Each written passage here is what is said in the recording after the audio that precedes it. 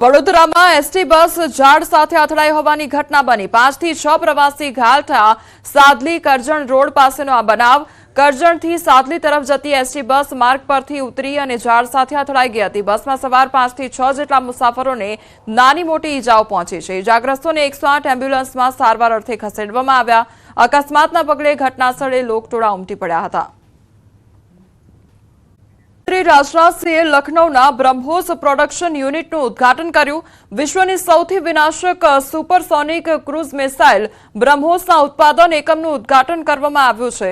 સંરક્ષણ મંત્રીએ વર્ચ્યુઅલી ઉદ્ઘાટન કર્યું અને ઉત્તર પ્રદેશના મુખ્યમંત્રી યોગી આદિત્યનાથ સ્થળ પર સમારોહનું નેતૃત્વ કર્યું। તો 300 કરોડના ખર્ચે બનેલ આ યુનિટમાં વાર્ષિક અંદાજે 80 થી 100 બ્રહ્મોસ મિસાઇલોનું ઉત્પાદન કરવામાં આવશે। સાથે અહીં ડિફેન્સ ટેસ્ટિંગ ઇન્ફ્રાસ્ટ્રક્ચર સિસ્ટમ પણ હશે। તો રક્ષા મંત્રી ઉદ્ઘાટન બાદ નિવેદન આપતા કહ્યું કે બ્રહ્મોસ ભારતની શક્તિનું પ્રતીક છે, તે દેશની તાકાત વધારશે। आज भारत दुनिया के सबसे शक्तिशाली राष्ट्रों में से एक है। हम लगातार अपनी ताकत और बढ़ा रहे हैं और मैं समझता हूं कि आज जो फैसिलिटी सेंटर शुरू हो रहा है यह भारत की शक्ति को और मजबूत करने में सहायक होगी। साथियों, यह केवल एक फैक्ट्री का उद्घाटन भर नहीं है, बल्कि मैं समझता हूं कि रक्षा क्षेत्र में भारत की आत्मनिर्भरता की दिशा में एक बहुत बड़ा कदम है।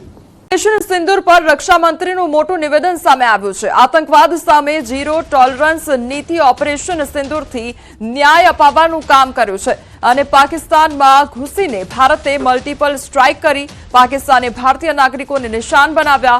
ગુરુદ્વારા મંદિરો પર હુમલાનો પ્રયાસ કર્યો। ભારતીય સેનાએ જડબાતોડ જવાબ આપ્યો છે અને માત્ર સરહદ જ નહીં રાવલપિંડી સુધી જવાબ આપવામાં આવ્યો છે। આતંકવાદ વિરુદ્ધ ભારત દ્રઢ છે। આતંકીઓ માટે સરહદ પારની જગ્યા પણ સુરક્ષિત નથી।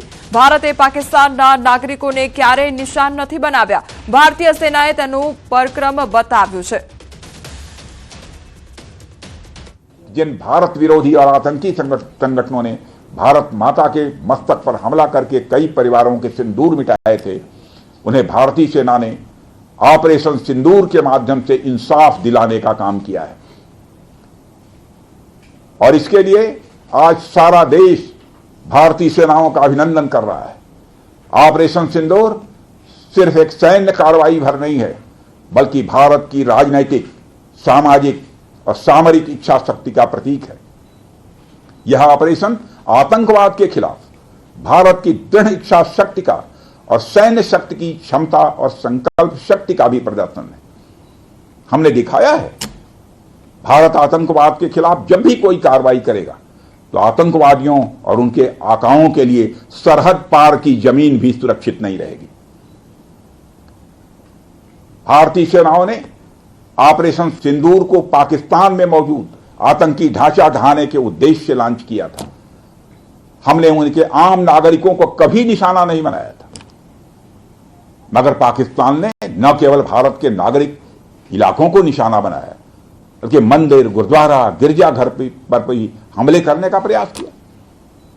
भारतीय सेना ने शौर्य और पराक्रम के साथ साथ संयम का भी परिचय देते हुए पाकिस्तान के अन्य ठिकानों पर भी प्रहार करके करारा जवाब दिया है। हमने केवल सीमा से सटे सैन्य ठिकानों पर ही नहीं कार्रवाई की, बल्कि भारत की सेनाओं की धमक उस रावलपिंडी तक सुनी गई जहां पाकिस्तानी फौज का हेडक्वार्टर मौजूद है। मित्रों, भारत में आतंकवादी घटनाएं करने और कराने का क्या अंजाम होता है, यह पूरे विश्व ने उरी की घटना के बाद देखा, जब हमारी सेना ने पाकिस्तान में घुसकर सर्जिकल स्ट्राइक की। पुलवामा के बाद देखा जब बालाकोट पर एयर स्ट्राइक की गई, और अब पहलगाम की घटना के बाद दुनिया देख रही है कि जब भारत ने पाकिस्तान के भीतर घुसकर मल्टीपल स्ट्राइक्स की हैं। आतंकवाद के खिलाफ जीरो टॉलरेंस की नीति पर चलते हुए हमारे यशस्वी प्रधानमंत्री नरेंद्र मोदी ने स्पष्ट कर दिया है कि यह नया भारत है जो आतंक के खिलाफ सरहद के इस पार और उस पार दोनों तरफ प्रभावी कार्रवाई करेगा। यह हमारे प्रधानमंत्री जी ने स्पष्ट रूप से यह संदेश दे दिया है। રાજસ્થાનના જેસલમેરમાં મિસાઇલ ડિફ્યુઝ કરવામાં આવી છે. પાકિસ્તાન દ્વારા હુમલો કરાયેલ મિસાઇલ જેનો મોટો ભાગ બારોડ ગામમાં પડ્યો હતો તેને સેના દ્વારા નિષ્ક્રિય કરવામાં આવ્યો છે. જોરદાર ધડાકા સાથે તમે જોઈ શકો છો કે ધુમાડાનું વાદળ સતત આગળ વધી રહ્યું છે. ખેતરમાં ગઈકાલે આ મિસાઇલ પડી હતી જેને આજે ડિફ્યુઝ કરવામાં આવી છે. તો ગઈકાલે રાત્રે ખેતરમાં આ જે મિસાઇલ છે તે પડી હતી અને તેનો જે ભાગ છે તે ધ્વસ્ત કરવામાં આવ્યો છે તેમજ મિસાઇલ ડિફ્યુઝ કરવામાં આવી છે. જેસલમેરમાં પાકિસ્તાની મિસાઇલ ડિફ્યુઝ કરવામાં આવી છે. તો ગઈકાલે આ ઘટના સર્જાઈ હતી. ગઈકાલે જે પાકિસ્તાનની જે મિસાઇલ હતી તે આ વિસ્તારમાં પડી હતી અને આજે તેને ડિફ્યુઝ કરવામાં આવી છે.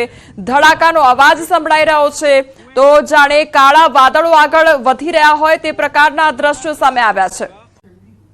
તો રાજકોટમાં સતત છઠ્ઠા દિવસે કમોસમી વરસાદ યથાવત. પડધરી તાલુકાના જીવાપર ગામ ખાતે ગાજવીજ સાથે વરસાદી ઝાપટું પડ્યું.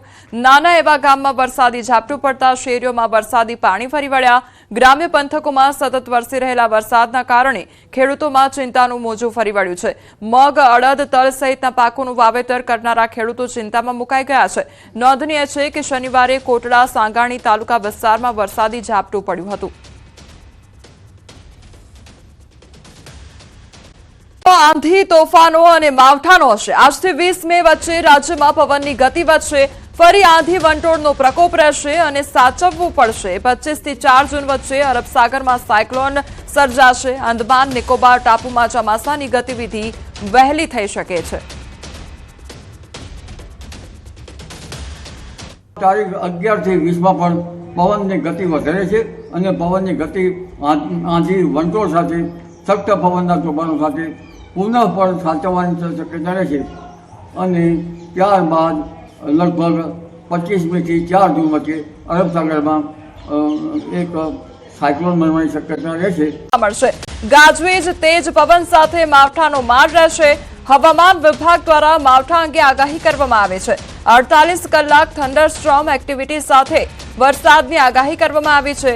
13 મે સામાન્યથી મધ્યમ વરસાદની આગાહી કરવામાં આવી છે. 7 દિવસમાં ગરમીનો પારો 3 થી 5 ડિગ્રી વધી શકે છે તે પ્રકારની આગાહી કરવામાં આવી છે. अगले 2 दिन हम थंडरस्टॉर्म एक्सपेक्ट कर रहे हैं. साथ में आज 40 से 50 किलोमीटर प्रति घंटे की स्पीड से और कल 30 से 40 किलोमीटर प्रति घंटे की स्पीड से विंड्स की भी संभावना है आइसोलेटेड प्लेसेस में. और जो रेन रखा है हमने लाइट टू मॉडरेट रेन रखा है. हमने 3 दिन के लिए रखा है गुजरात रीजन और सौराष्ट्र कच्छ दोनों. और जहाँ तक अधिकतम तापमान की बात है अगले 7 दिनों में ये 303 से 5 डिग्री तक राइज होने की उम्मीद है.